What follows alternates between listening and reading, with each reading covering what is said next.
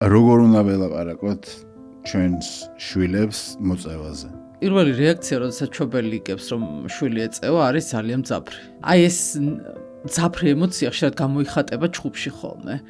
ან დანამუსებაში, რომ აი შენ თუ არ შეწყვეტ მოწევას, აი მე ესა და ეს დამემართება, ან ესა და ეს მოხდება, რაც სამწუხაროდ არ მუშაობს ხოლმე. ყველაზე ეფექტური ალბათ არის ის, რომ მე თვითონ ვეცადო, რომ მაქსიმალურად შევაგროვო ინფორმაცია, რასთან მაქვს საქმე, მას ვერ ვეტყვი, რომ აი იცი რა, გიორგი, შენ აი ესა და ეს დაგემართება თუ მოწევას არ შეწყვეტ, არ აინტერესებს. შეიძლება მიუდგე იმ ნაწილში, რაც მისთვის აქტუალური და მნიშვნელოვანია.